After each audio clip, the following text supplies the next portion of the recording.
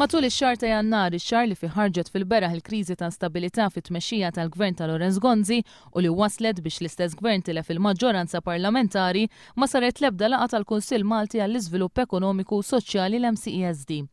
Dan minkejja li l-imsieħba soċjali esprimew għal bosta drabi it-ħassib tagħhom dwar l-inċertezza ekonomika li qed toħloq l-instabilità politika. Iċ-Chairman tal-MCESD Sonny Portelli ikkonferma Moa News li dan is-suġġett mhuwiex fuq l-aġenda tal-Kunsill. Mistoqsi dwar kif l-inċertezza ekonomika għadha ma kienx diskussa fl-MCESD minkejja li kienet fuq fom il-membri kollha ta' dan il-Kunsill, kemm jekk rappreżentanti tal-ħaddiema u kif ukoll jekk rappreżentanti ta' min iħaddem, Sonny Portelli qal li l-imsieħba jiddiskutu biss dak li jkun hemm fuq l-aġenda. Dan ifisser li l-inċertezza ekonomika kkawżata mill-kriżi politika għadha mhijiex fuq l-aġenda tal-MCESD. L-imsieba soċjali li tkellmu ma' One News qalu li ġeneralment l-MCESD jiltaqa' minn tal-inqas darba kull xahar. L-aħħar laqgħa tal-Kunsill tal-MCESD saret f'Diċembru li għadda u l-laqgħa li jmiss mistennija ssir f'nofs dan ix-xahar.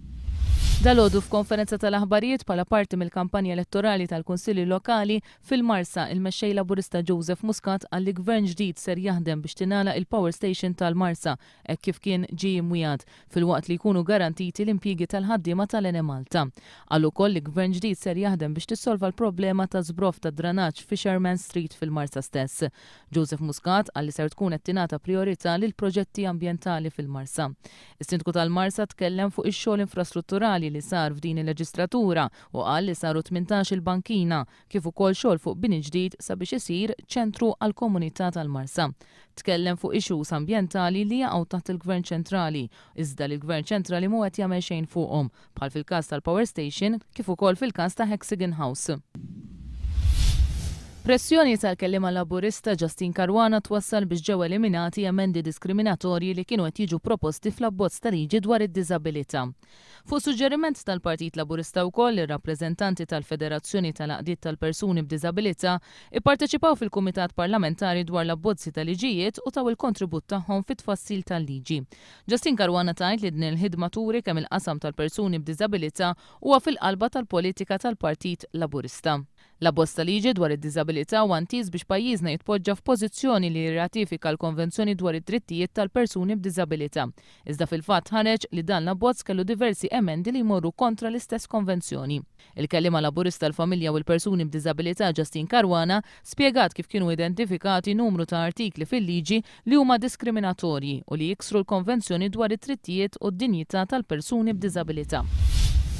Illum qed ikun iċċelebrat il-Jum Dinji favur l-użu sikur tal-Internet. Dan il-jum li qed ikun infakkar f'diversi pajjiżi fl-Ewropa għandu lan li jkompli qajjem kuxjenza u għarfien dwar is-sigurtà fuq l-Internet.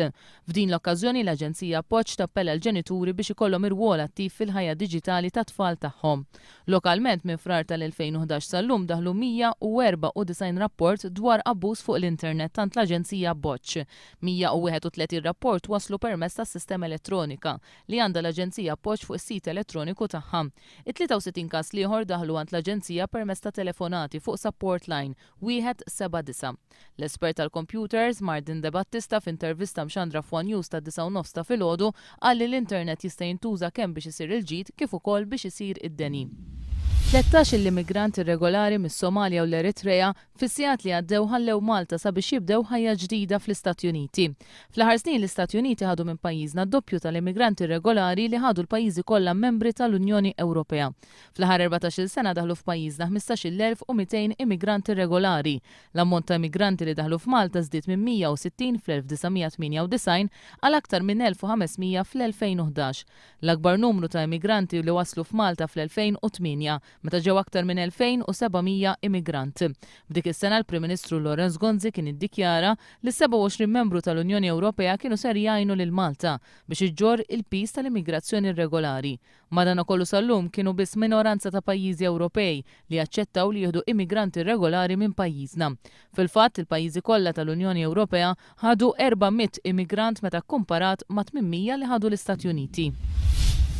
Illum qed ikomplu tfittxijiet tan-nies li għadhom ħajjin wara t-terremot li ħakem lill-gżira ta' Negros fil-Filippini. Terremot li kejjel 6.7 fuq l-iskala Richter għal ħabta tal-4 ta' filgħodu l-bieraħ laqat lill-belt ta' Dumwate li tinsab f'din il-gżira. L-aħħar rapporti jgħidu li s'issa mietu 15-il persuna, 44 oħra għadhom ma nstabux fil-waqt li 52 persuna oħra indarbu. Fost il-mejta hemm ukoll żewġ tfal. L-awtoritajiet qed jgħidu li persuni oħra jistgħu jmutu minħabba li din il-belt issa tinsab mingħajr ilma u ikel u ħafna nies qed jorqdu barra. Hemm possibilità li wara t-terremot din il-gżira tinħakem ukoll minn tsunami.